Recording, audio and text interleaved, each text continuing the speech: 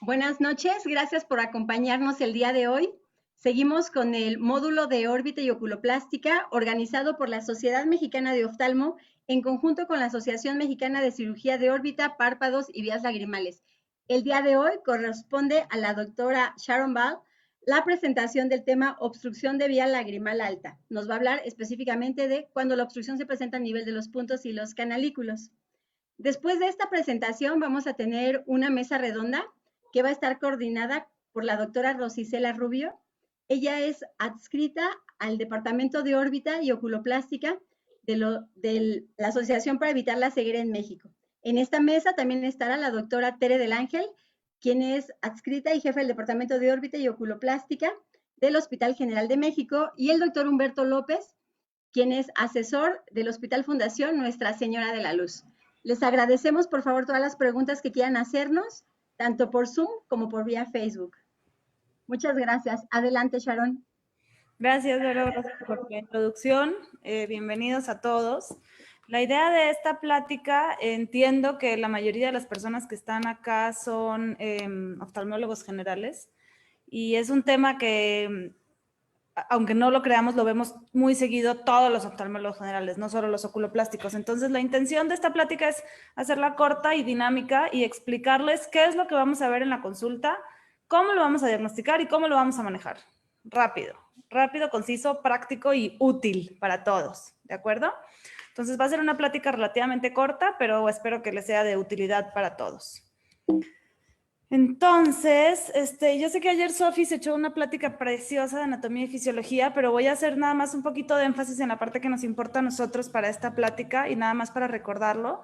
Ya ayer Sofi nos habló de la anatomía de la vía lagrimal, pero recordemos que tenemos dos puntos, el inferior y el superior, luego dos canalículos verticales, dos canalículos horizontales, en ocasiones un canalículo común, el saco lagrimal y el conducto nasolagrimal que drena en el meato inferior. Yo siento que cuando hablo de vías lagrimales, existe un antes y un después, a ver la anatomía y no ver la anatomía, ¿no? Una vez que entendemos la anatomía, todo es mucho más sencillo. Entonces, bueno, los puntos lagrimales, también ya Sofi lo dijo ayer muy bien, pero bueno, mantienen su posición gracias al músculo orbicular. Estos se encuentran rodeados de tejido conectivo y este es el que se encarga de la tracción capilar. Y lo que ahorita vamos a hablar un poquito de la dinámica del parpadeo, pero el hecho de que estén completamente rodeados de músculo es súper importante porque es el que se encarga de todo el tema de tracción capilar. Entonces, esta es una imagen importante que para ustedes tienen que entender. Ayer hablaban, Sofi, de las múltiples válvulas que tenemos a nivel de la vía lagrimal. Las más importantes siendo la válvula de Hasner, que es la que más lata eventualmente nos da, y la válvula de Rosenmüller. La válvula de Rosenmüller para mí es importante porque es la que determina a grandes rasgos cuál es la vía alta y cuál es la vía baja. Por múltiples razones. Por razones histológicas, porque la histología y el tipo de tejido que hay a nivel de la vía alta y a nivel de la vía baja es distinto, porque el tratamiento es distinto, porque la sintomatología es distinto, porque todo es distinto. Entonces, es una zona, una marca que tienen que recordar muy bien y es la unión entre el canalículo común o ambos canalículos horizontales, en casos de no haber canalículo común, y el saco lagrimal. ¿Por qué es importante la válvula de Rosenmüller? Porque es la que une el saco y los canalículos y es una válvula de un solo sentido. Es una válvula que debe estar funcional. ¿Sale? Si las válvulas de toda la vía lagrimal no fueran funcionales, cada vez que nos sonamos la nariz, el aire se saldría por la vía lagrimal, ¿de acuerdo? Entonces son válvulas que tienen que ser funcionales, tienen que estar presentes y son válvulas de un solo sentido y previene el reflujo entre el saco lagrimal y el ojo, ¿de acuerdo? Y por eso es que cuando se forman las dacrocistitis hay tanta inflamación porque hay una obstrucción baja, pero además hay una válvula de Rosenmüller, que es una válvula funcional y entonces evita que todo salga a menos de que nosotros hagamos compresión, ¿de acuerdo? Entonces, les voy a hablar rapidísimo de la dinámica de la absorción lagrimal. Ya Sofía ayer nos habló de las dos teorías de cómo funciona toda la absorción. Por mucho la teoría Jones es la más aceptada. y es la más importante ahorita y es la que más tenemos que escuchar, ¿de acuerdo? Recordar, ya lo dijimos ayer, pero bueno, el tendón cantal medial que pasa por delante del saco en la porción medial y en la porción inferior no. Entonces esto es lo que permite que se distienda y esto es importante porque si vemos distensiones superiores del saco lagrimal, algo no está bien. Generalmente el saco lagrimal se distiende hacia abajo, las acrocititis son del tendón cantal hacia abajo. Distensiones hacia arriba nos hablan de procesos neoplásicos, ¿de acuerdo? Entonces, ¿cómo es la teoría Jones? Y ahorita vamos a ver por qué es importante. En la teoría Jones dice que hay una contractura de las porciones más profundas del orbicular. Hay una contractura del orbicular que va desde lateral hacia medial, ¿de acuerdo? De lateral hacia medial. Eso hace que se cierre la ámpula. Hay una compresión y un acortamiento de los canalículos que empuja la lágrima hacia el saco lagrimal. Entonces luego hay una vez que se cierra el ojo, se cierra el párpado, se contraen las partes profundas del músculo orbicular y entonces hace una presión negativa y ¡pum! El saco se distiende. Y el saco al distendirse jala la lágrima que venía de los canalículos, ¿de acuerdo? Se expande, se abre durante cada cierre palpebral, el saco lagrimal se abre y en el momento en el que abrimos los párpados, el tendón cantal y el orbicular comprimen el saco y entonces por compresión la lágrima se vacía la nariz, ¿de acuerdo? Y entonces hay un vaciamiento. Eso quiere decir, inicialmente, se me olvidó decirles, para que esto funcione, para que este mecanismo de bomba y de vacío funcionen adecuadamente, debe haber una coaptación entre ambos puntos lagrimales, ¿ok? Entonces eso es importante a nivel de anatomía, que necesitamos tener una adecuada anatomía, este es el resumen, para que la lágrima drene adecuadamente. Entonces, bueno, llega un paciente con datos de lagrimeo, de pífora, y entonces tenemos que revisar muy bien la anatomía. Antes de meternos a dónde está la patología de la vía lagrimal, necesitamos corroborar que la patología no está fuera de la vía lagrimal, ¿de acuerdo? Tenemos estos ejemplos de pacientes que vienen conmigo porque tienen lagrimeo y que les dijeron que tuvieron la vía lagrimal obstruida y en realidad pues lo que tienen son entropiones o ectropiones o triquiasis en este caso que tenía del párpado inferior o un párpado laxo, un floppy eyelid. Entonces es importante checar muy bien la anatomía palpebral porque es una de las causas más importantes de lagrimeo en pacientes que no tienen alteraciones de la vía lagrimal.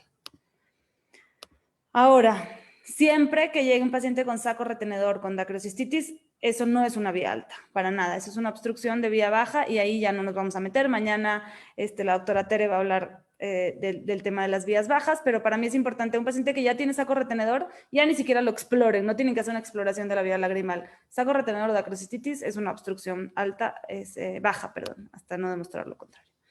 Es importante para nosotros valorar la permeabilidad de la vía alta, ¿ok? ¿Cómo valoramos la permeabilidad? Tenemos dos opciones. En los niños tenemos la prueba de fluoresceína o en los adultos también lo podemos hacer y la prueba de irrigación. La prueba de irrigación, ayer Sofi lo dijo muy bien y creo que todavía se enfatizó más en la parte de las preguntas, pero debemos entrar con una cánula. No es una aguja, es una cánula, irrigar solución fisiológica. El paciente debe sentir que pasa en la garganta, si no siente que pasa, algo está mal. Ahora, hay una forma de que salga la prueba, que nosotros le llamamos el signo de la fuente, porque literal sale como una fuente, en donde hay un reflujo del líquido, pero por el punto ipsilateral, por el punto de arriba, si lo haces por abajo, ¿de acuerdo? Hay dos formas de que esta prueba salga, o sea, de que exista un signo de la fuente. Hay una forma en donde tú irrigas solución, y puse esta imagen para que me entiendan, tú irrigas solución y la misma solución que irrigas sale por arriba. Y eso quiere decir que hay una obstrucción probablemente a nivel de la válvula de Rosse-Müller, porque lo que está ocurriendo es que a nivel del canalículo común se está juntando el agua y está siendo expulsada por el canalículo superior y el punto superior, ¿de acuerdo? Entonces, si tú haces una irrigación de la vía lagrimal y lo que obtienes es dificultad de irrigar, pero reflujo del material por la vía superior, eso es una obstrucción alta. Si lo que obtuviste de reflujo es pura solución que irrigaste. Ahora, en ocasiones tenemos obstrucciones relativamente bajas, como a la altura de la unión entre el saco y el conducto nasolagrimal, y entonces también podemos tener un signo de la fuente, pero lo que refluye viene con moco, ¿de acuerdo? O viene con tejido, con material purulento. Entonces, cuando tenemos un signo de la fuente con moco, con material purulento, entonces ya eso no es una obstrucción alta porque el único que tiene, que es mucoproductor es el saco lagrimal, ¿de acuerdo? Los canalículos no producen moco, entonces no hay forma de que una obstrucción alta tenga una producción de moco. Entonces, ¿cuáles son las opciones diagnósticas? El diagnóstico, en realidad, de que tenemos una obstrucción alta es relativamente sencillo, ¿de acuerdo? ¿Cuáles son las opciones que tenemos? Tenemos a nivel de puntos lagrimales la agenesia, la estenosis y la epitelización. Y a nivel de canalículos, muy similar, la estenosis, la cicatrización, la canaliculitis y las laceraciones traumáticas. Entonces, vamos a hablar un poquito de cada una. Vamos a empezar con los puntos lagrimales. La agenesia de punto lagrimal es un reto en cuanto a tratamiento, es un diagnóstico bastante sencillo. Existe mucha discusión en cuanto a cuál tratamiento dar. Lo más sencillo es cuando existen puntos ipsilaterales, o sea, cuando hay una agenesia del punto inferior y existe un punto superior o viceversa. Y entonces en esas ocasiones podemos corroborar el resto de la vía por múltiples maneras. Podemos utilizar una cola de cochino, que para los que no lo conocen es como una pincita que literal es como una colita de cochino, y entonces lo metes por la vía superior y va girando y va girando y va girando hasta que logras encontrar una salida en la vía inferior o al revés, ¿no? Otra opción es hacer una dacriocistografía, que es un estudio en donde inyectamos medio contraste y podemos valorar la integridad del resto de la vía lagrimal. Y si se corrobora que hay una integridad del canalículo y que en realidad el único problema es a nivel del punto, entonces podemos formar un nuevo punto con un dilatador, porque generalmente, como ven en esta imagen, las agenesias vienen, se ve la ámpula en donde se realiza, donde debe ir el punto. Entonces, podemos formar un nuevo punto y canalizarlo y dejar algo en ese lugar, dejar un stent o algún tubo de silicón para evitar el cierre, ¿de acuerdo? Ahora, si ambos puntos están obstruidos, entonces el reto de manejo ya es mucho más grande. La principal opción quirúrgica y lo que más se ha hablado es de la conjuntivodacriocistorrinostomía, que ahorita les voy a explicar un poquito qué es la conjuntivodacrio para aquellos que no están tan familiarizados con el tema. Otra opción es una dacricistorrinostomía con canaliculoplastía retrógrada. Es una técnica que se ha probado muy poco, que las pocas personas que lo han podido hacer han tenido extraordinarios resultados, pero es una técnica muy complicada en donde haces una DCR endonasal y de manera retrógrada intentas canalizar los canalículos. Entonces es una técnica que, así como suena de complicada, así es, y pocas personas lo han hecho, pero hay 3 o 4 estudios que han tenido extraordinarios resultados.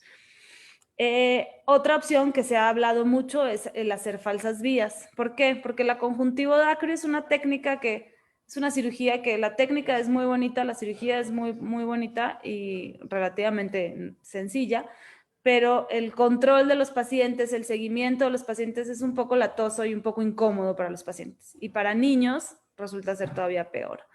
Entonces, se han planteado múltiples opciones para evitar llegar a este punto y una falsa vía es una de esas opciones. Y lo que hacemos es literalmente con una agujita hacer un nuevo punto lagrimal, intentar hacer un nuevo canalículo, llegar al saco lagrimal, que generalmente, la mayoría de los casos, lo que ocurre es que hay una agenesia de punto y de canalículo o de punto solo. Entonces, una vez que llegamos al saco, es un poco más sencillo encontrar el conducto nasolagrimal. Encontré muy pocos artículos en donde hablaran del tema, pero pues se menciona anecdóticamente. Nosotros en el hospital lo hemos hecho en múltiples ocasiones. Yo creo que le puedes dar a los niños el beneficio de hacer una falsa vía antes del beneficio de hacer una conjuntivodacrio. Muchas personas que están acá probablemente me linchen por haber dicho eso. Pero bueno, son opciones que buscamos cuando son patologías complicadas, ¿de acuerdo? Una dacricistorrinostomía, para los que no están tan familiarizados con el tema, es hacer una nueva vía lagrimal en donde comunicas el saco lagrimal con el meato medio, y una conjuntivodacricistorrinostomía, que es la cirugía que se hace en este caso, es más o menos hacer lo mismo, en donde comunicas el saco con el meato medio, pero el saco lo comunicas con la carúncula, ¿de acuerdo? Entonces, lo que haces es que obliteras toda la vía superior y también toda la vía inferior. Y en realidad haces una comunicación directa entre la carúncula y el meato medio. ¿De acuerdo? Ahora, la estenosis de punto lagrimal. Y esto para mí es la parte más, creo, importante de toda la plática. El que no haya tenido una estenosis de punto lagrimal en su consultorio es porque no la ha buscado o porque no la ha encontrado, porque estos pacientes nos llegan todos los días al consultorio. Los pacientes con glaucoma, la mayoría hacen estenosis de punto lagrimal. Los pacientes con alergias hacen estenosis de punto lagrimal. Con conjuntivitis bacterianas o foliculares hacen estenosis de punto lagrimal. Con ojo seco hacen. Entonces, la realidad es que el que no ha visto una estenosis es porque no la ha buscado, ¿ok? ¿Cómo se define una estenosis de punto lagrimal? Como la inhabilidad de canalizarla con la cánula 26G, que es generalmente la que usamos para hacer la canalización de la vía, sin dilatar previamente, ¿ok? Así se define una estenosis de punto lagrimal. ¿Cuáles son los tratamientos? Miles. Ahí sí hay una gama enorme de tratamientos y de cosas para hacer. Existen desde los tapones de punto lagrimal perforados, en donde haces una dilatación y pones un taponcito. Existe la puntoplastía con dilatadores, que ayer también hablaron un poco del tema, que es dilatar y dilatar y dilatar hasta que crezca. Esta es quizás la práctica más realizada y la verdad es que los reportes dicen que a largo plazo estas siempre tienden a fallar. Y ahorita les voy a decir por qué tienden a fallar, ¿de acuerdo? Existen puntoplastías más definitivas, como el 3-snip la puntoplastía de 3-snip, que es esta que está aquí en esta imagen de acá, en donde se hace un corte horizontal a nivel del canalículo, un corte vertical a nivel de la ámpula de donde iría el punto lagrimal y una unión entre ambos cortes y se hace un triangulito, ¿de acuerdo? Los resultados son muy buenos, hay mejoría de arriba del 70% de los pacientes. El único problema es que, ¿se acuerdan cómo habíamos hablado? Y por eso les platiqué, que parte de la dinámica de la absorción requería de que ambos puntos coapten de manera adecuada para que se forme un buen mecanismo de vacío a nivel del saco lagrimal. Se ha reportado que convertir este punto triangular en lugar de circular empeora un poco la dinámica de la absorción y entonces no mejoran al 100%. Entonces, se ha hablado también de hacer una puntoplastía, pero en rectángulo, pero bueno, les digo que hay un montón de técnicas. Existen los tubos, los que se llaman self-retaining stents o tubos que se mantienen solos, que son como el Masterca y el Mini Monoca, que son unos tubos que se pueden colocar en el consultorio y que se pueden utilizar para obstrucciones bajas o altas, y lo que hacen es que mantienen el punto abierto mientras hacemos la siguiente parte, que es la siguiente parte que les quiero hablar. Otra opción es la intubación bicanalicular, una opción muy sencilla y que pueden hacer muchos oftalmólogos generales, porque la mayoría los tienen, es hacer un punch con el punch de glaucoma. Una vez que dilatas el punto lagrimal, metes la basecita, ¿se acuerdan? Seguro lo han visto todos, pero este punch de glaucoma, metes la basecita como en la unión del punto y infiltras un poquito de anestesia antes, evidentemente, entras con el punch de glaucoma y vas haciendo mordiditas a nivel del punto, ¿de acuerdo? Ahora, esta es una recomendación mía. Es una patología muy subdiagnosticada, muy infradiagnosticada, y es una patología que tiene causa, ¿de acuerdo? Y esta diapositiva es la que quiero que se lleven. Los puntos lagrimales no se estenosan porque sí, ¿de acuerdo? Hay una patología subyacente. Hay una inflamación, hay una alergia, hay una conjuntivitis, hay un medicamento que está tomando, hay un ojo seco, hay algo. Y si no lo tratamos, va a recidivar, hagas lo que hagas, ¿de acuerdo? Hay que tratar la causa, evidentemente. Si no encuentran ninguna causa aparente, yo he visto mucho a estos pacientes con los médicos de córnea, porque yo creo que existe una conjuntivitis, que es una conjuntivitis muy infradiagnosticada, y entonces lo que hacemos en el hospital nosotros es que los tratamos con ciclosporina. La idea es que debe haber un proceso inflamatorio que cause inflamación a nivel del punto y que cause este edema y estenosis del punto lagrimal. Entonces lo que hacemos es que los tratamos con ciclosporina 2 veces al día por 6 meses. Si el punto lagrimal al momento del diagnóstico está realmente estenótico y no hay forma ni de dilatarlo, entonces puedes poner algún tubo de silicón o algún stent o algo para mantenerlo abierto, pero mientras tanto tienes que darle tratamiento a la superficie del paciente, ¿de acuerdo?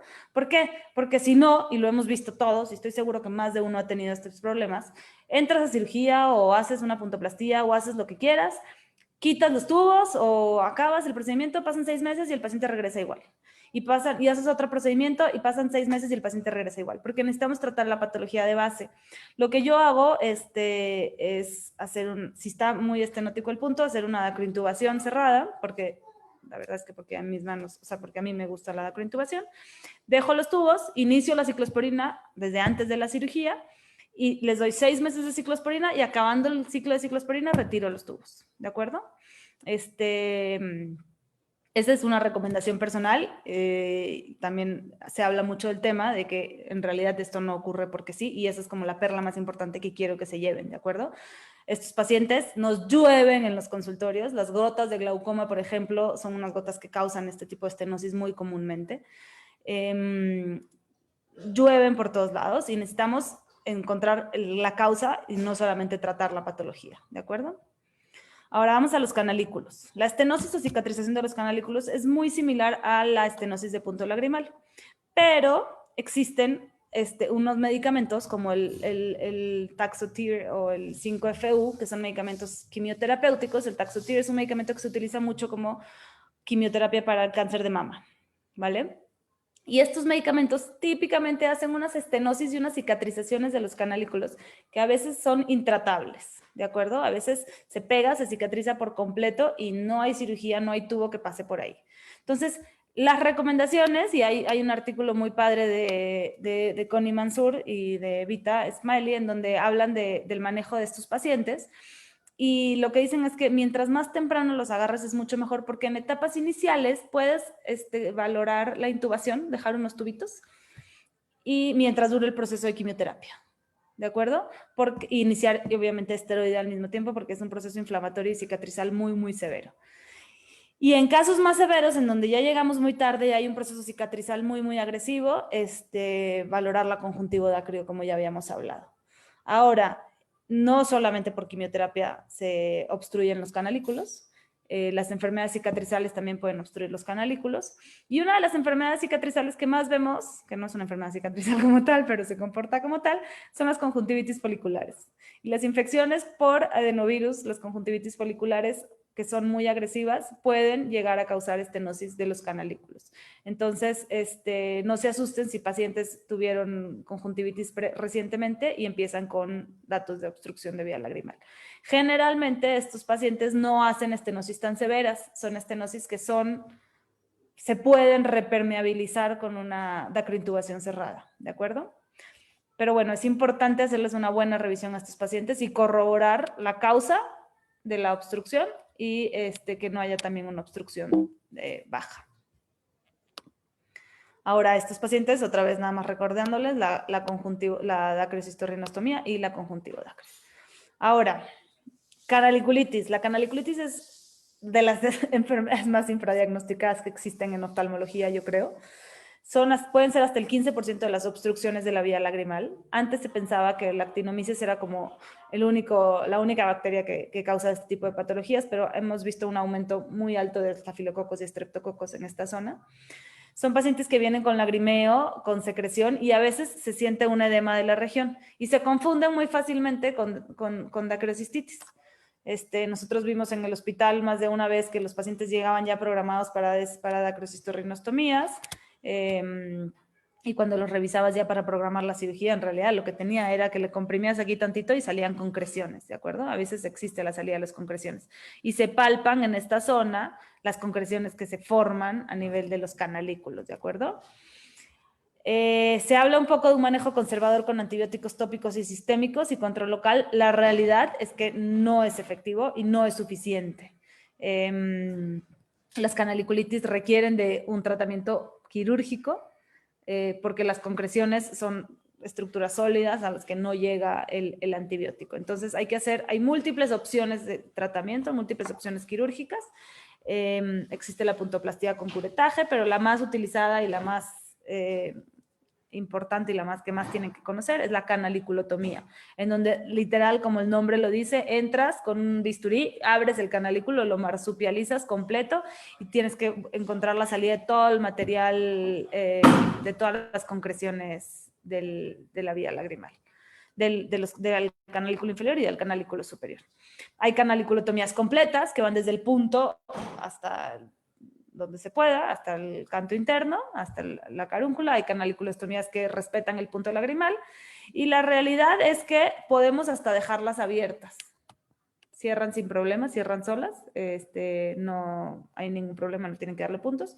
Y es hacer una infiltración, abrir aquí con un bisturí, enviar el material a medio de cultivo y dejar obviamente antibióticos tópicos y sistémicos después del procedimiento. Ahora, esta es una diapositiva muy importante para mí porque recientemente tuve este caso. Es una canaliculitis secundaria y las canalitis secundarias no se hablan, no se mencionan y son muy importantes y para mí es muy importante que lo sepan. Las canalitis secundarias son secundarias a sondas retenidas o migradas.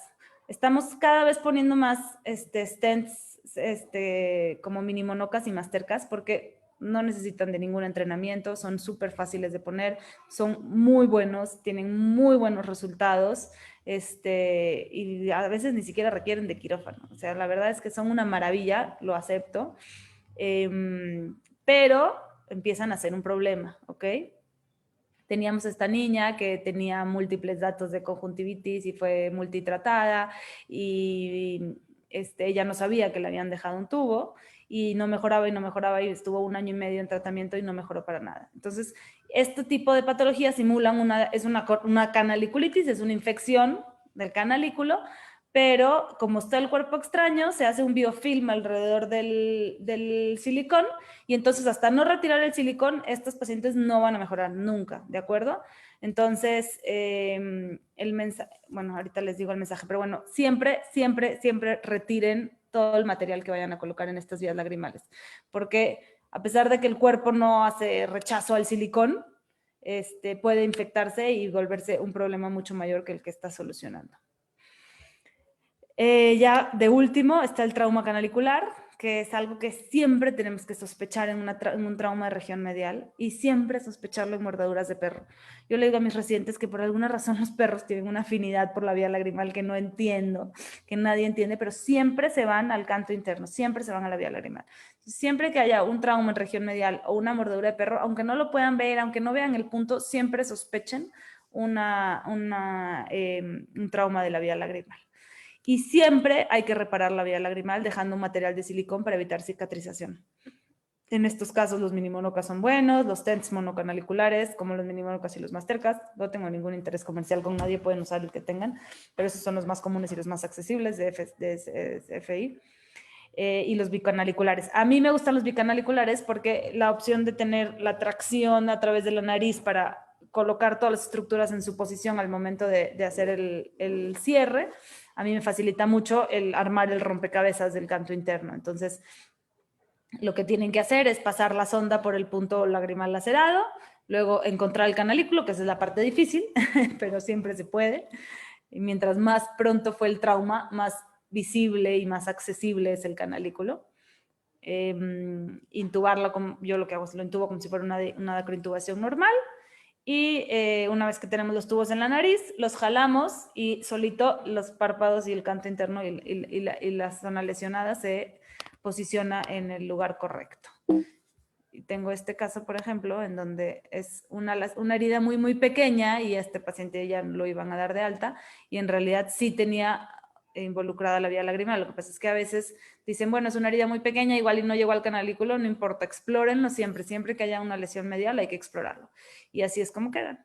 Una vez que traccionas aquí esta zona, entonces las estructuras se afrontan y entonces ya puedes armar el rompecabezas sin mayor problema. Y este es el mensaje que les quiero dejar. Estos tubos que son una maravilla, que son divinos, que son súper fáciles de poner, en realidad se han vuelto un tratamiento o la causa de nuestros problemas, ¿no? Cada vez vemos más estos tubos que se los dejan y se quedan, o los tapones de punto lagrimal.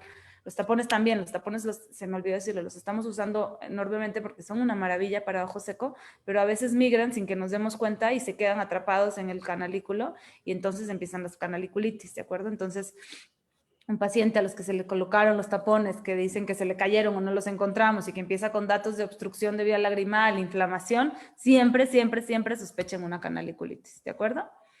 Y el resumen, los puntos y los canalículos no se obstruyen sin causa subyacente. Es súper importante que quiero que se lleven. Los puntos no se tapan porque sí.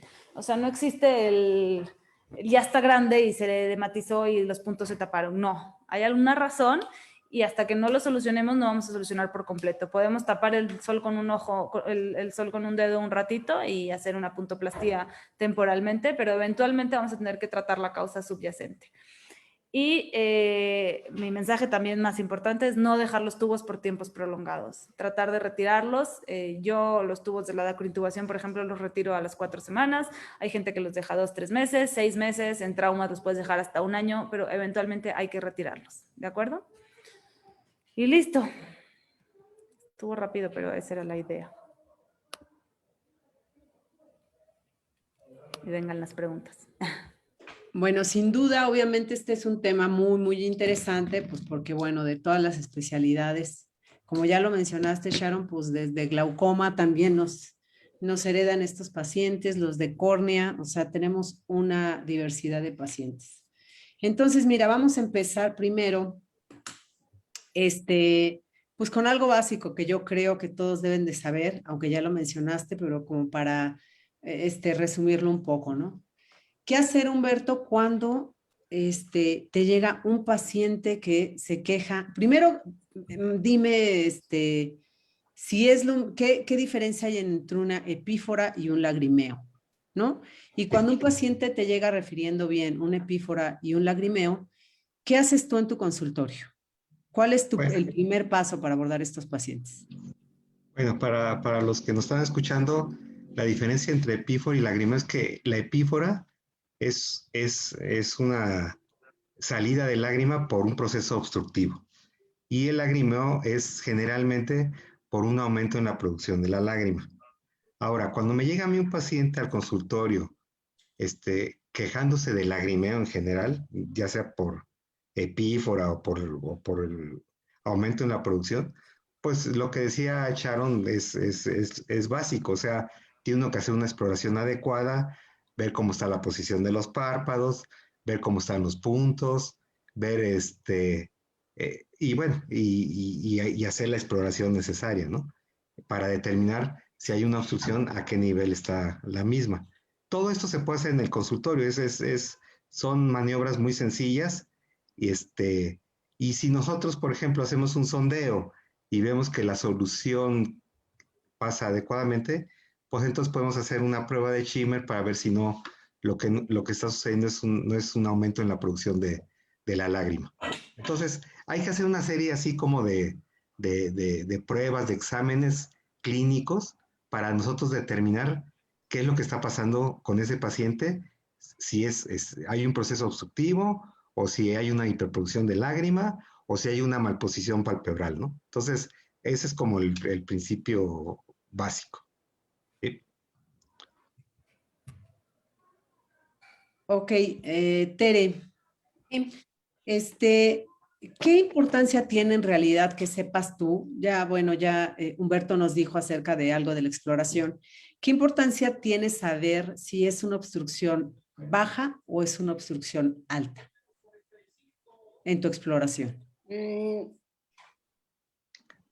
Pues es que el manejo va a ser diferente, ¿no? En obstrucciones altas ya lo habían mencionado que es hasta el canalículo. Entonces, en general, esa parte, como habíamos ya visto antes, no genera moco. Y del saco lagrimal para abajo se genera moco. Entonces, la patología va a ser un poco diferente y por lo tanto el abordaje. Vamos a ver en la patología baja, pues las dacrocenosis congénitas, las dacrocistitis. Y bueno, en la alta, el mayor problema que tenemos son obstrucciones o secciones, ¿no? Las infecciosas son un poquito más raras y casi siempre son micóticas, pero es justamente que la patología va a ser diferente y el abordaje va a ser diferente. O no sé si con esto contesto tu pregunta, Rosa Isela. Sí, sí, claro, claro que sí la contestas. Sharon, ¿tienes algo más que agregar a lo que acaban de decir los compañeros? No, además estoy viendo que hay muchas preguntas aquí interesantes. Hay una pregunta que me parece muy interesante, que es que en pacientes con edad avanzada que tienen disminución de la producción lagrimal y puntos posiblemente epitelizados, no siempre es necesario dilatarlos, ¿no? Estoy totalmente de acuerdo. Tengo muchos pacientes con ojo seco que tienen obstrucciones de la vía lagrimal alta y por supuesto que no. A veces, de hecho, pacientes que tienen ojo seco ponemos tapones de punto lagrimal induciendo una obstrucción alta, ¿no?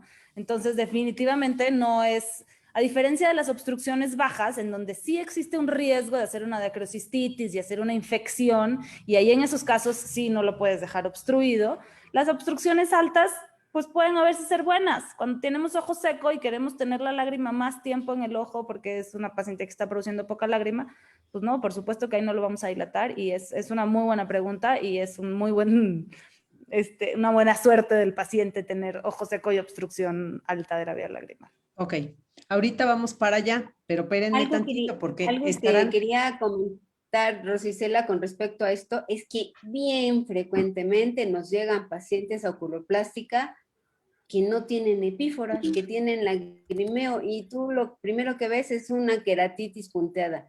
Entonces, como está rebosando, o sea, saliéndose la lágrima, pero por aumento en la producción, no por disminución en la excreción, la gente cree que está tapada la vía lagrimal. Entonces, hay que ser como que muy enfáticos en que primero descarten que sea un lagrimeo para después ver si realmente es una epífora.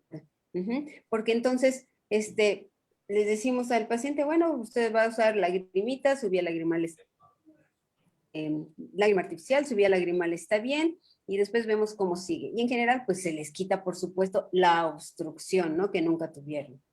Bueno, algo que no hemos mencionado, que es súper importante, pues son los antecedentes, ¿no?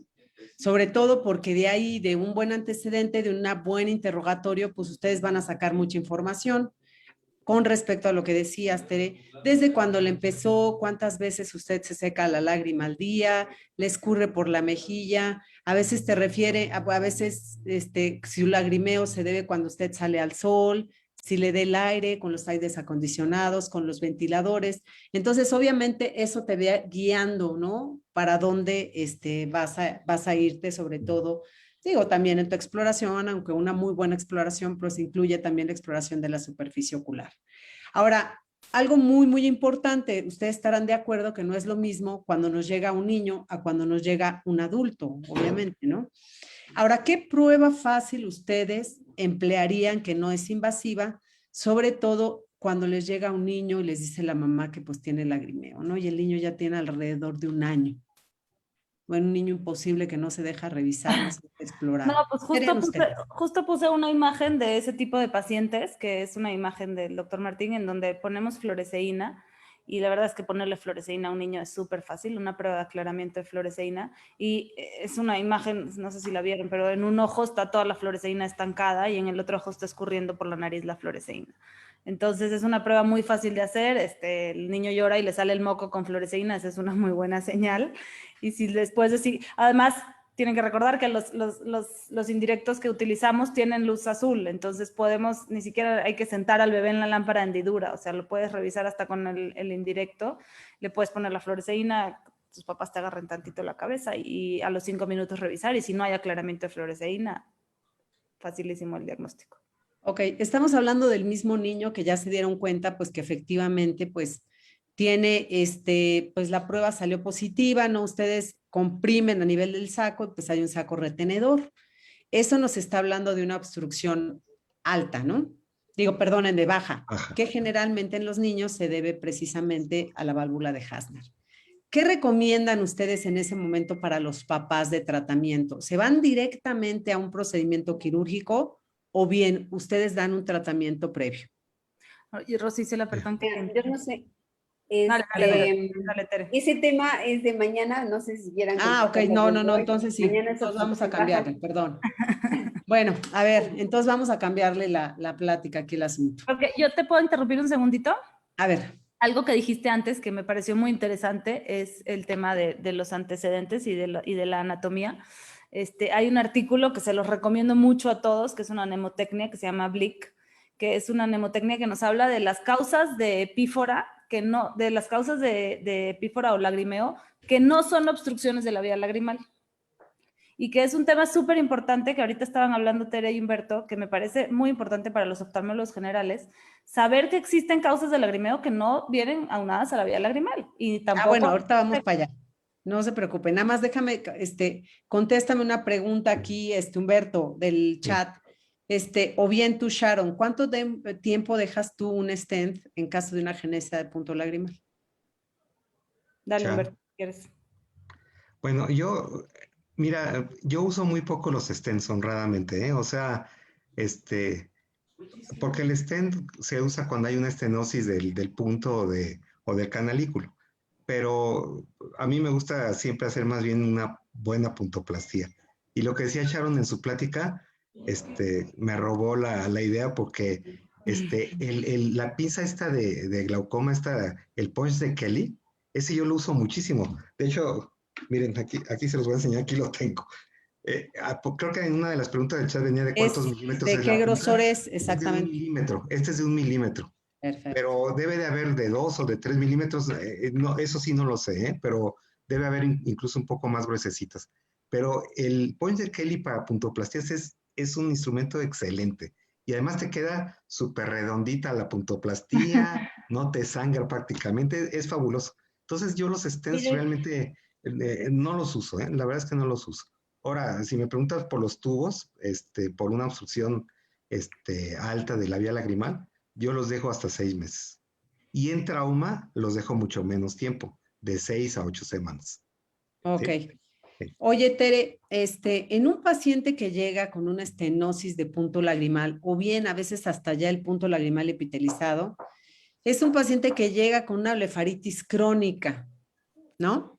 Entonces, tú llega el paciente y te dice, tengo mucho lagrimeo. En ese momento, ¿le dilatas el punto o bien tratas tú, o sea, la blefaritis, haces algún tipo de estudio, le das tratamiento y posteriormente, ya que baje la inflamación, lo citas y ahora sí dilatas el punto? Sí le dilato el punto, pero al mismo tiempo le doy tratamiento para todo lo que le esté obstruyendo. Y bien frecuentemente tenemos alergias. Cualquier conjuntivitis crónica puede hacer que se te estenose el punto o que se te epitelice. Cualquier conjuntivitis crónica, de la que me digas. Entonces le digo al paciente, bueno, la causa es esta, le voy a dilatar y ¿qué creen? Va a estar bien, si acaso 2 semanas. Y si no se logra controlar el cuadro, entonces se va a volver a cerrar y hay dos opciones, o que cada 2 semanas le dilate el punto lagrimal o que le ponga ya un tapón de punto lagrimal si solo el problema es en el punto lagrimal. Y estos tapones, ¿cuánto los dejo? Esa es otra de las situaciones. Mientras no se controle el problema de la conjuntivitis crónica, pues no se puede quitar el tapón porque otra vez se va a tapar. Y hablando de cerrar puntos o abrir puntos, no sé si les ha tocado pacientes que quieren cerrar un punto y se abre y se abre y se abre. O a pacientes que quieren abrir un punto y se cierra y se cierra y se cierra, mientras no pongan alguna otra cuestión, ¿no? Muchos, antes quitaba yo los tapones de punto lagrimal, los quitaba, no sé, a los 6 meses y se volvían a epitelizar. ¿Y qué creen? Ahora, si se los quito, a muchos, si no le están dando ninguna lata, se los dejo en un goterito y que lo guarden. Digo, ¿sabe qué? Guárdelo. Si se vuelve a tapar, se lo vuelvo a poner. Pero si puedo dejárselos, mejor se los dejo. Pero bueno, mi opinión es que esos puntos generalmente se contaminan ya después de algún tiempo y ya son algún foco de infección para nosotros. Esto de que le dices que lo guarde y se lo vuelva a poner, pues yo prefiero ponerle uno nuevo. No sé qué opinen en la mesa. La verdad es que si lo lavas y lo metes en CRI o lo pones a esterilizar en un autoclave, no pasa nada. ¿No se deshace el punto? Yo no tengo experiencia realmente en esto de esterilizar. Yo prefiero comprar uno y así tengo la mayor seguridad de que esto va a salir mejor. Bueno, pues sí, déjenme. la única situación es que, bueno, en privados es muy fácil, pero en el hospital general, Bueno, que pues, de veras vemos pacientes con muy escasos recursos, esa es una opción que les puedo dar y que, pues bueno, el que quiera, pues la toma y si no, pues el nuevo, ¿verdad? Y lo claro. ideal, pues siempre es un nuevo. Ok. Ahora, ¿cuánto tiempo Humberto o Sharon se deja en una DIC el Silastic? Y en trauma, ¿cuánto tiempo se deja? ¿Cuánto tiempo lo dejan ustedes? ¿Quieres, Humberto? Claro, Charo. Yo dejo los tubos. Yo dejo los tubos aproximadamente 4 semanas. Creo que es un balance difícil entre que los tubos se vuelvan un tema irritativo que cause granulomas versus que sigan siendo una buena opción de ferulización. Entonces, yo los tubos de la intubación los quito a las 4 semanas y en trauma los dejo un poquito más, los dejo 3, 4 meses, pero y en dacrocistorrinostomías todavía los quito antes porque siento que la fricción de los tubos en la osteotomía empieza a causar mayores problemas. Ok. Algo muy importante que también hablábamos de esto de en trauma, por ejemplo, una de las preguntas del chat también era qué se podía hacer también con una sonda de cola de cochino, ¿no? Para así no dejar, pues no hacer una DIC o esto, ¿no? Yo mi punto de vista muy particular es que en un trauma, pues sí necesitamos la tracción. Entonces, a mí en lo personal siempre me gusta hacer una DIC y el tubo de Silastic, dejarlo por fuera de la nariz pegado por lo menos unos días en lo que empieza el proceso de cicatrización y nos ayuda con la tracción, ¿no? ¿Ustedes qué opinan? ¿Qué opinas tú, Sharon? A mí yo 100% hago una dacrointubación en trauma porque estoy totalmente de acuerdo contigo. Hacer tracción endereza y posiciona todas las estructuras en su lugar. Ya ni siquiera tienes que pensar en dónde va qué. Yo prefiero eso que hacer hay unos tubitos que se ponen con la cola de cochino que son circulares o que son monocanaliculares. A mí los monocanaliculares no me gustan justo porque no puedo hacer esa tracción tan efectiva y tan bonita que causan los bicanaliculares, que son los de la dacrointubación normal. Pero yo no los suturo porque siento que, no sé, no crecí así, o sea, con esa escuela, pero los dejo en la nariz y ya creo que una vez que suturas, se coloca bien. Pero es una muy buena opción, Rosa Isela, me gusta la idea. No los suturo, los dejo pegados, me refiero con una Steri-Strip. A la cachete, sí. Unos días, exactamente. O sea, me gusta la idea porque haces tracción y entonces favoreces a una mejor cicatrización. Claro, mencionaste tú algo de cuando pones los puntos en... ¿Puedo contestar la misma pregunta?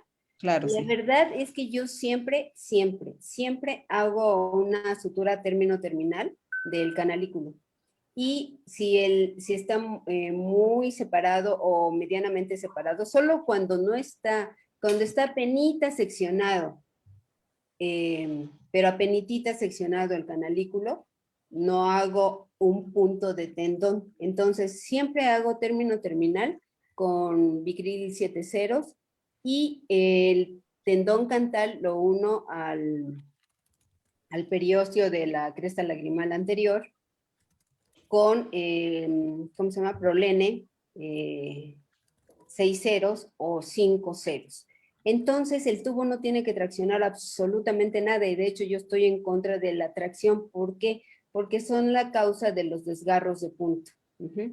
Y también no lo dejo afuera porque es muy molesto para el paciente. De hecho, el nudito lo dejo en donde no le esté causando molestias o que no ande asomándose como moco el nudito del tubo de Silastic. Ahora, amo los autoestables, justamente porque no jala nada, porque no tienes que manipular nariz. Los amo, ya sea el Master K, o el Mini Monoca, que son monocanalicular, o el Nunchaku, que es bicanalicular. Pero no le dejo al tubo nada, absolutamente nada de tracción, para no generar desgarros de canalículos, sinequias o simblefaron de los puntos. ¿Y cuánto tiempo los dejas, Tere? Y el resultado es excelente. ¿Mande? ¿Cuánto tiempo los dejas? Y los dejo cuando es traumático,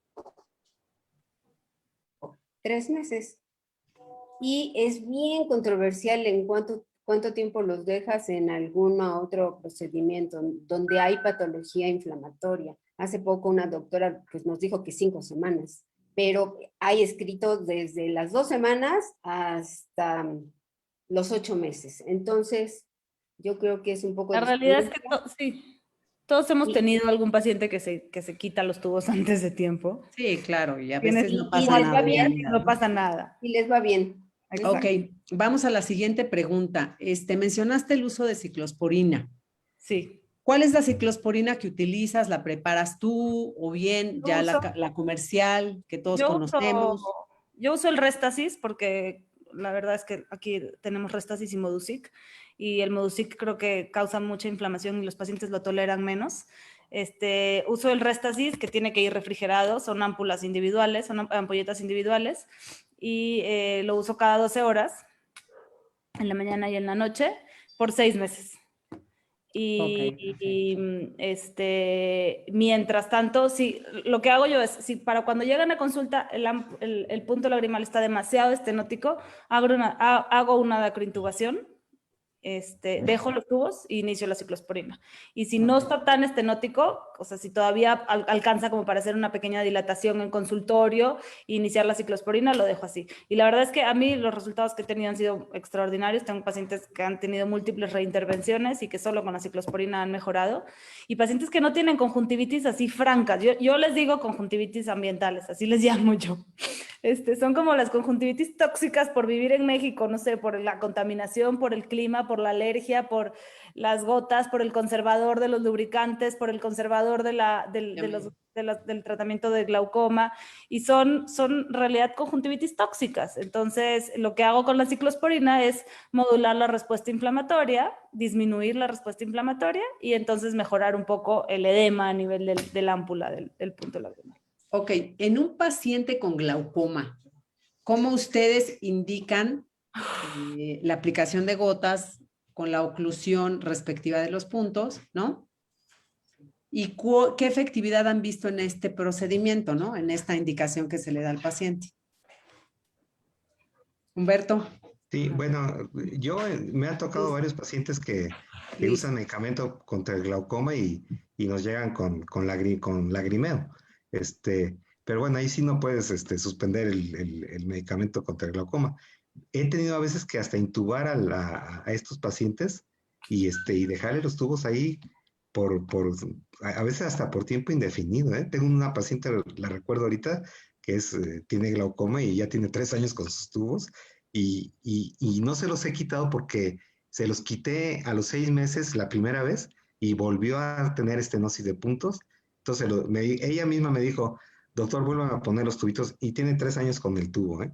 Entonces, realmente los tubos generalmente no son inocuos y pues no les causan gran problema. Pero sí, es muy frecuente que pacientes con tratamiento antiglaucomatoso lleguen con lagrimeo. ¿Sí? Ahí te voy a complementar tantito, Humberto. Las recomendaciones dicen que cuando vayamos a dejar por tiempos prolongados unos tubos, intentemos que sean tubos bicanaliculares, porque los tubos monocanaliculares tienden a migrar y a veces se lacera un poco el punto lagrimal y migran y se quedan atorados y se estancan, y esos son los que tienden a causar canaliculitis secundarias o infecciones, a diferencia de los tubos bicanaliculares que están bien sostenidos por esa zona.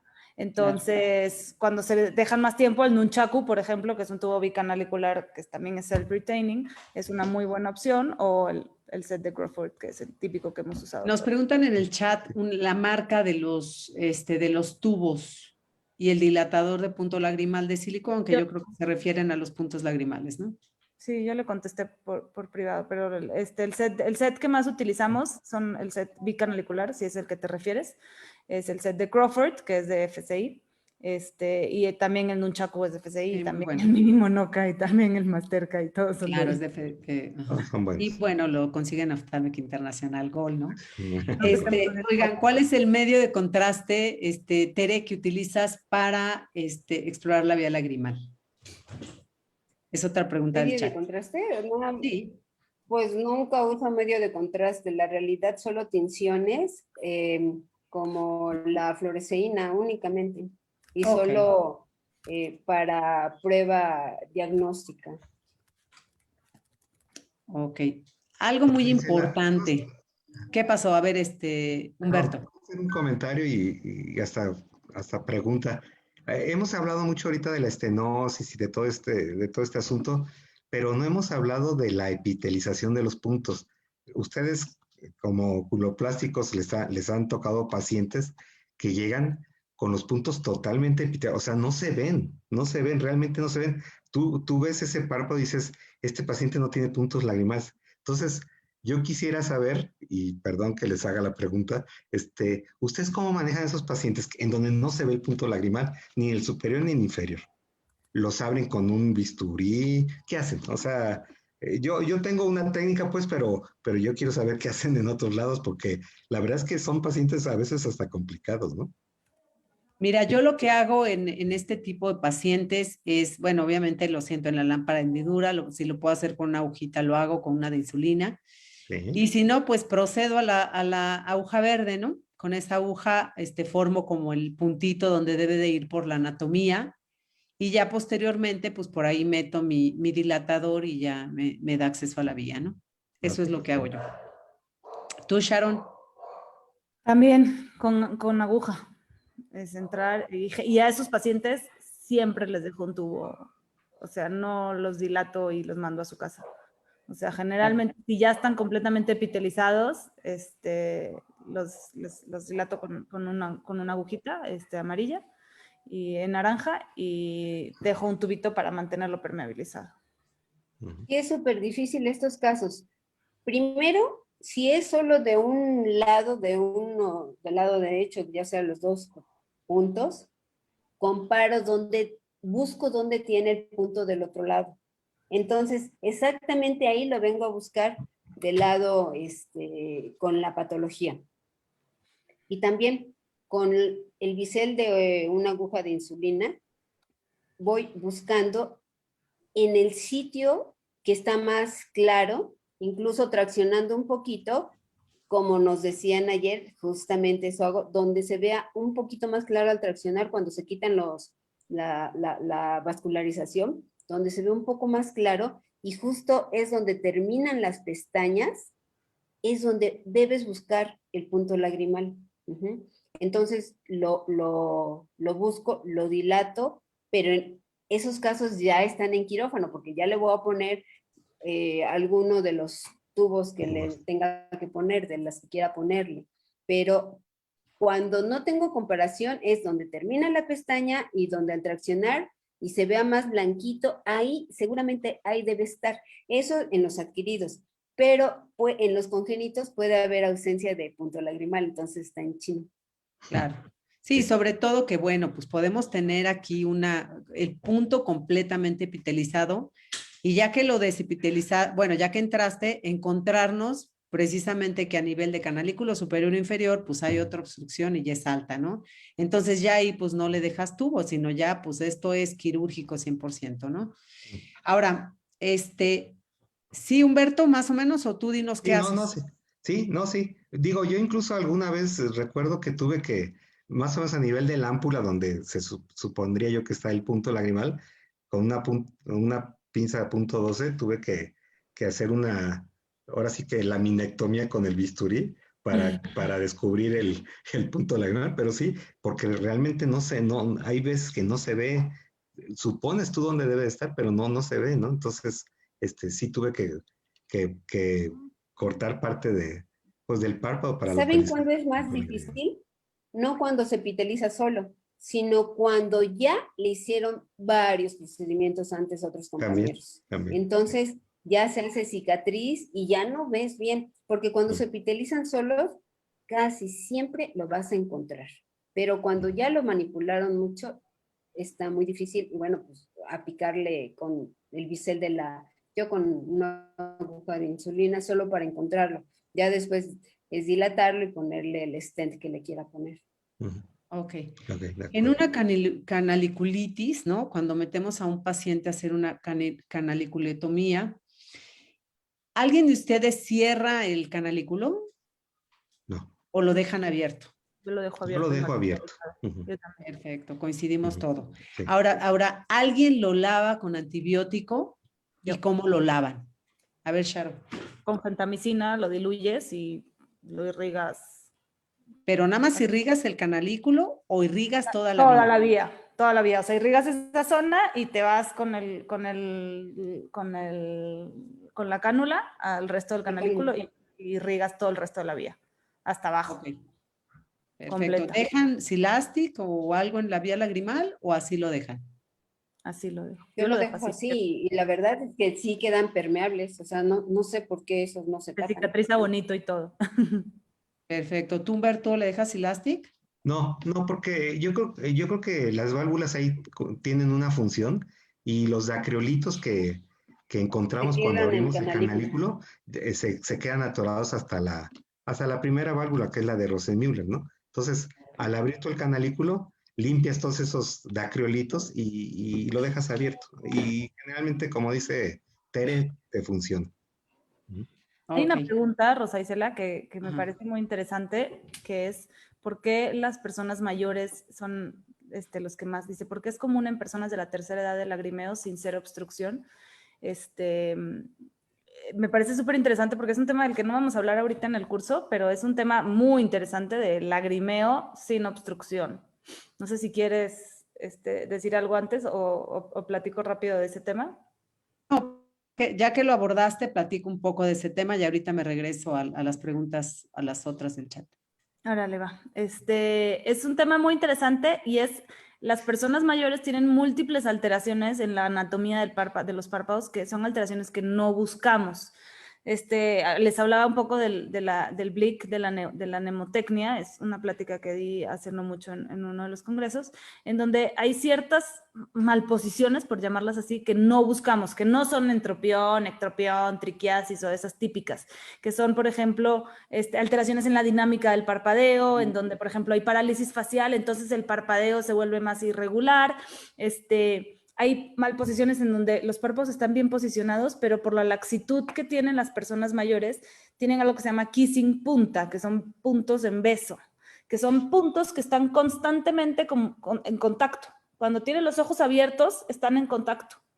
Entonces, pues no hay forma de que la lágrima llegue al punto lagrimal si los párpados... ¿Me explico? O sea, está el párpado Sí. tan laxo, que en la porción O la interna... ámpula del punto. Exacto, la porción Inclusive interna son puntos cuelga. hipertrofiados, ¿no? Se ven Exactamente. grandes, se ven exactamente y Y se eso llaman evita. kissing punta, literal, que esa es una de las malformaciones. Otra que se llama imbrincation o imbrincación, en donde tienen párpados un poco laxos, especialmente los párpados superiores, entonces al momento del cierre se imbrinca un párpado sobre el otro. Entonces, además de que hay un roce de las pestañas que causa una irritación a nivel del tarso, pues ambos puntos no coaptan, sino que uno se imbrinca sobre el otro. Entonces, eso también altera la dinámica. Entonces, por eso es importante que entiendan bien la dinámica del parpadeo, porque hay veces que las malposiciones no son tan evidentes, pero en personas mayores hay conjuntivo chalasis, que la conjuntivo chalasis se imbrinca también sobre el punto lagrimal. Hay los puntos que se besan, hay la imbrincación, hay parálisis faciales que alteran todo el tono del orbicular y como les expliqué antes, el orbicular es súper importante para que la bomba lagrimal funcione. Entonces, si tienen alteraciones del orbicular en parálisis nerviosas, pues obviamente la dinámica del parpadeo se va a ver alterada. Entonces, hay que buscar muchísimas cosas en los pacientes que no son solo obstrucciones lagrimales ni malposiciones evidentes, ni ojos secos evidentes, ¿vale? Totalmente de acuerdo. Hay otra situación, la carúncula hipertrófica. La carúncula hipertrófica puede hacer dos cosas, o tapar o evertir un poco el punto y no le encontramos por dónde que tiene. Entonces hay que ver el tamaño de la carúncula y hay veces que una carunculectomía es suficiente. Ahora, como dice Sharon, la parálisis facial. Nosotros vemos pacientes que se han recuperado muy bien del problema de la cara, pero están con su problema de pífora porque ya no hay efecto de bomba, porque se rehabilita todo, pero no sé cómo debemos rehabilitar las porciones más internas del orbicular, porque esas no se rehabilitan. Entonces el paciente va a tener por siempre y principalmente ante estímulos externos que causen lagrimeo, van a tener ese, pues es que es una combinación de no obstrucción, pero sí tiene lagrimeo, pues, o epífora, no sé cómo llamarle en ese caso. Ok, aquí hay una pregunta muy curiosa en el chat, que sí, se me hace muy curiosa. ¿Alguna vez ustedes le han pedido a los pacientes, obviamente con epitelización de puntos, que hagan presión con la respiración al taparse la nariz? ¿No se observará mejor la zona epitelizada? No, porque las válvulas son válvulas de un solo sentido y hay múltiples válvulas en la vía lagrimal. Y justamente la función de ellas es evitar que el aire suba de regreso. Entonces, si tú haces eso solamente en pacientes que están multioperados, que están todas las válvulas rotas y lesionadas, son los únicos pacientes en los que eso va a funcionar. Pero si son pacientes que nunca se han operado, las válvulas funcionan bien, muy bien. Si no, No, imagínate. en ese sentido, cada quien puede o no tener válvulas, aunque nunca haya estado enfermo. ¿Y por qué te lo digo? Porque yo soy buzo y muchas veces cuando compensamos hay gente que siente cómo le sale el aire por acá y porque Sí, esto tienes que sí. hacer maniobra de valsalva y nunca han estado enfermos. Entonces, esas valvulitas que realmente son unas valvas que funcionan como válvulas, pueden ser pequeñitas, pueden ser grandes, y yo no sé si pueda ayudar en ese sentido. Y hay mucha gente de aquí, ahorita seguramente si lo hacen, hay gente que va a sentir cómo le sale el airecito si hace el valsalva El Valsalva. Son los tapando la menos, pero nariz. sí, de acuerdo. Ahora, aquí hay otra pregunta en el chat. ¿En la dáctilo del adulto realizan sondaje? No, nunca, jamás. Como un Ahora, sondaje. a ver, ahí les va. Yo creo que se refiere a esto porque es un poco inespecífica su pregunta. Pero a ver, les voy a poner un caso. Una paciente que llega, un adulto ya, que les dice, pues mire, lagrimeo, le exploran y ustedes se dan cuenta que tiene una obstrucción baja.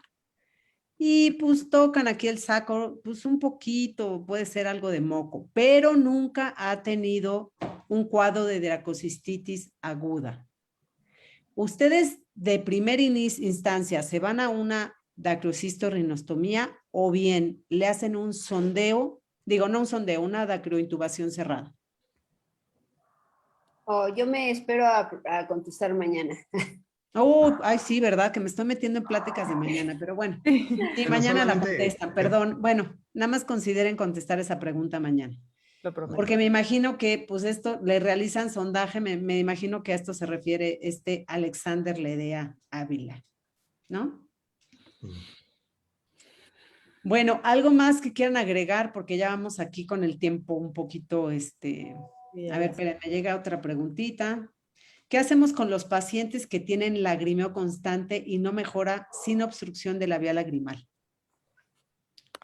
Yo, la verdad, se los mando a Tere del Ángel o a Humberto o a Sharon, porque son pacientes que, bueno, pues les haces, o sea, ya les hiciste, si tienen ectropión, ya les corregiste el ectropión, si tienen conjuntivo chalasis, ya se lo corregiste, ya le arreglaste la superficie ocular, ya le hiciste de todo, de todo, de todo, ya no tiene absolutamente ni una causa aparente y siguen con el lagrimeo.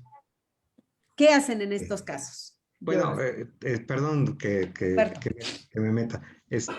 Una opción No que te estás metiendo. recientemente hemos usado todos es pues la toxina botulínica en la glándula lagrimal. Es algo que funciona. Yo pongo 7.5 unidades en la porción palpebral de la glándula y generalmente eso les disminuye mucho el lagrimeo. Entonces es una opción, ya que revisaste todo y que no hay ninguna otra causa de que haya lagrimeo, pues la toxina botulínica es una buena opción. Yo honestamente les inicio ciclosporina. O sea, si he descartado todas las demás patologías y no hay absolutamente nada más, les inicio ciclosporina. ¿Y qué hace la ciclosporina en estos La casos? ciclosporina modula mucho la respuesta inflamatoria y disminuye la producción de lágrima, abre los puntos lagrimales, abre los canalículos. A mí o sea, ya cuando bueno, como la vitacilina, hija, o sea, utilizas la ciclosporina para todo. Es un antiinflamatorio O sea, muy potente, eso es inmunomodulador. A ver, estamos hablando de casos en los que ya has agotado todos los recursos. y ¿no? ya no tienes, pero no tienes ningún problema, o sea, no tienes ningún problema aparente, ¿no? Exacto. Ahora, yo quiero decirles que hay veces que tenemos pacientes que van a tener el problema toda la vida.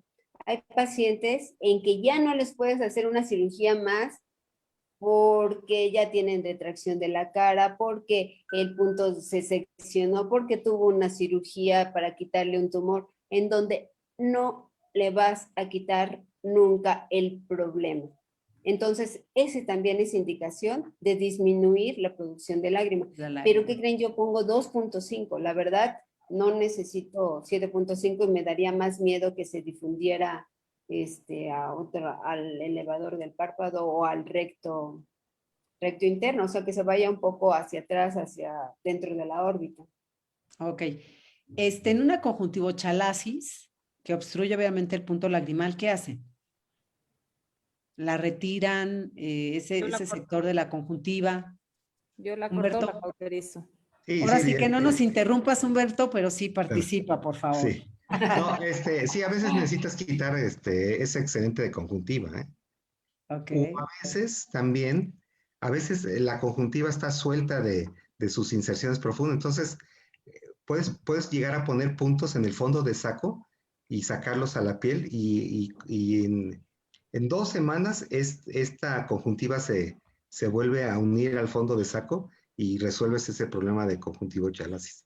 Ah, mira, eso Pero no lo a había veces hecho yo. sí, sacas unos puntos a piel y ahí pones unas liguitas y ahí la fijas en el fondo de saco pues, profundo, ¿no? Y la otra Ok. pues es cortarla, también se puede llegar a cortar el Ahora, excedente. cuando cortan conjuntiva, esa es una pregunta que se me hace muy importante. ¿Ustedes cierran la conjuntiva o la dejan así abierta, que cicatrice como ella quiera? Yo la cierro. ¿Con qué la cierras?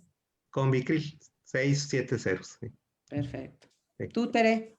Y también algún sujetito chiquitito, ni siquiera le pongo nudo. O sea, porque va a cicatrizar en 2 días, días. si acaso. ¿Tú, Sharon, la cierras? Yo antes la cerraba y la verdad es que dejé de cerrarla. Ahora a veces hasta la cauterizo. Bueno, En la puede. porción inferior. En la porción inferior la jalo con una pinza y con el bipolar la cauterizo y se pega, se acorta y se cicatriza muy bien en la porción inferior. Fondo de saco casi. Ajá, Ujú. casi fondo de saco. O sea, la jalo con la pinza y todo lo que sobra, así cual blefaroplastia, A ver, conjuntivoplastia. Humberto, preguntan cómo funciona la toxina en la glándula lagrimal para Espérate, disminuir. Tere, déjanos que nos siga diciendo Sharon, ya vamos para allá, no seas desesperada. No, pues sí, creo que ya había terminado y sí me gustó eso, parte de Sí. cauterizarla ahí. Y Bueno, con el ahora bipolar, sí. como es pinza, lo puedes ir cauterizando todo en filita, así, Ok, y te jala muy bien y te disminuye mucho en la zona. Y perfecto. eso, Ahora sí, Humberto, dinos cómo funciona la toxina, que es una pregunta acá del chat. ay, híjole, ahí sí me la puse difícil. Digo, supongo que paraliza la excreción de la lágrima, de la glándula lagrimal, pero digo así, si me preguntan la fisiopatología exacta, la verdad es que no sabría decírtelo. Oye, aquí Pero uno de tus fans, Sharon, nos dice que no te dejamos hablar, pero sí te dejamos hablar, ¿eh? sí. Bueno, entonces que hable Sharon y que nos diga cómo No, funciona. Oye, adelante, nada Humberto. más cuando hay quemosis es otra pregunta. Cuando hay No, pero hay quemosis que que genera responderle. obstrucción de la vía lagrimal, ¿qué hacen? Espérame, pero lo de la toxina. Ah, Acuérdense eso que pues hay ya lo células contestó Humberto. mioepiteliales alrededor y que además la glándula pues tiene una inervación. Entonces, en esas células va a actuar. Acuérdense que Y como reduce la se secreción. contraen esas celulitas para disminuir Exprimir la para glándula. como contraer los acinos. Entonces aquí por eso disminuye. O sea, no se contrae tanto y sí disminuye la producción. Ok, perfecto. Bueno, ahí les va una razón más científica, ¿eh? Pues se supone que pues, inhibe la liberación de un neurotransmisor, que es la acetilcolina, ¿verdad? Y por tanto, reduce la secreción de la lágrima basal y refleja, Ah, sí. ¿no? Y bueno, en diferentes estudios se han reportado que sí tiene diversos grados de éxito, ¿no? Pero bueno, el chiste es Gracias. que sí funciona, Sí ¿no? funciona. Sí funciona. Funciona bien. Entonces, me preguntan, ¿qué hacemos cuando los puntos lagrimales se desgarran? Nada, no pasa nada. Bueno, pero a veces cuando te llega una paciente y te dice, tengo lagrimeo y lagrimeo y lagrimeo, pues una de las causas, pues es porque no se va bien por el punto que ya está desgarrado, ¿no? O sea, Entonces, sí, en este caso no lo cierran.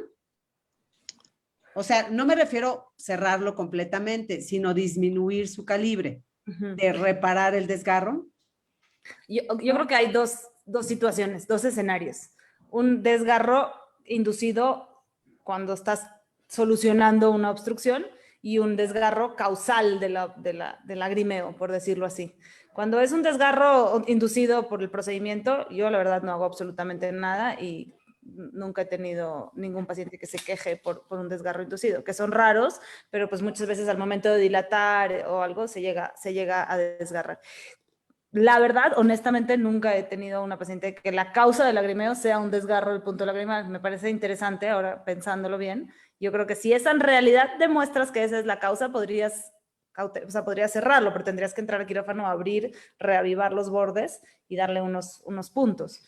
Hace sentido porque para la dinámica de la absorción necesitas tener puntos que coapten y que generen vacío. Pero la verdad es que no me ha pasado y no he tenido, no sé ustedes qué opinen. Humberto. Yo sí lo cierro, fíjate. Sí, si me llega un paciente con un desgarro reciente del canalículo, sí procuro cerrarlo y lo ferulizo con tubo. Con Silastic. Sí, con Silastic, sí. Yo el único caso en donde cierro puntos es en donde, bueno, cuando quiero cerrarlos porque el paciente tiene ojo seco y... No, pero esa no es la pregunta. No. Entonces, es que el único caso, no, en ese caso yo creo que no te va a modificar en nada. Okay. Y la otra cosa en donde sí cierro puntos es cuando ya no sé qué hacer ante una dacrocystis recurrente. Entonces, cierro puntos para que ya no se meta más la lágrima. Okay. Y no se infecte. Bueno, por obvio de tiempo, nada más vamos a responder una pregunta más, porque ya es tardezón. En un paciente con un punto lagrimal epitelizado al que se le realiza dilatación en el consultorio, ¿qué tipo de tubo se le pone y por cuánto tiempo se le deja? Que creo que lo mencionaste en tu plática, pero bueno, vamos a contestar. Si quieres, Tere, tú quieres decirles, tú que estás poniendo mucho minimonocas, sí, porque creo que los minimonocas son una muy buena opción para usar en el consultorio. Creo que ya lo habíamos comentado. Si quieres recalcarlo, Sharon. Sí, yo creo que los tubos que son monocanaliculares, son de muy fácil colocación, se pueden colocar en el consultorio. Hay hasta tapones que están perforados dentro, exacto. Que ese también es una muy buena opción, es una opción muy sencilla. Dime. Yo lo que pongo son los tapones lagrimales perforados, pero hay una cosa importante. No importa que sean perforados o no perforados, porque la lágrima nunca va a brincar el cabezal y se va a meter por la perforación. Jamás va a suceder eso. Pero pues al estar perforado sirve para que la guía la pongas bien en su lugar. ¿Y cuánto tiempo los dejo? Pues si no se quita el problema que me causó la epitelización, pues se los voy a dejar todo ese tiempo. O sea, si no se quita pues esa conjuntivitis crónica, como dijo Sharon, por 1000 causas, pues prefiero dejárselo. Se deja lo que dura el tratamiento de la patología de base. De la patología. Ok, a ver, chicos, un tip cada uno para los que se quedaron hasta las 9:17 para tratar a pacientes de vía lagrimal o pacientes de vía lagrimal. Un tip cada uno. Dale, Humberto. Sharon, vas tú primero. No, las damas. Los fans nos dicen que no te dejamos hablar. Mi recomendación, un tip es, los pacientes no se obstruyen, porque sí, ese es mi tip más importante. Vemos muchos pacientes que dicen, me los avientan porque tienen obstrucción de la vía lagrimal y ya. En realidad no es tan sencillo, hay que buscar una patología de base y como oftalmólogos es nuestro deber buscar la patología de base y ya luego tratar el tema que nos atañe. Entonces mi mensaje es siempre explórenle toda la anatomía, todos los párpados, la superficie, todo lo que le puedan explorar. Se los prometo que van a encontrar una causa en la mayoría de las veces, porque todos hemos tenido casos en los que no encontramos causa, pero en la mayoría de las veces vamos a encontrar una causa real. Humberto. Pues estoy totalmente de acuerdo con Sharon. Afortunadamente la obstrucción de la vía lagrimal alta no es un problema que sea grave. Es molesto porque el lagrimeo pues es molesto en el paciente, pero no es una cosa que se pueda complicar como lo vamos a ver mañana en las obstrucciones bajas. Entonces, yo estoy de acuerdo con lo que dice Sharon. Hay que buscar siempre la causa del lagrimeo y bueno, tratar de resolverlo, ¿no? Pero afortunadamente estamos ante una patología que no es, no pone en peligro la vida ni la visión de nuestro paciente. Ok. Yo quiero recomendarles que ojalá hayan puesto atención a toda la plática de Sharon, porque justamente nos lo dio súper masticado todo y son las cosas que tenemos que tener en cuenta. poquito tiempo nos dio absolutamente todo. Bueno, yo el tip que les puedo dar a todos es antecedentes, chicos.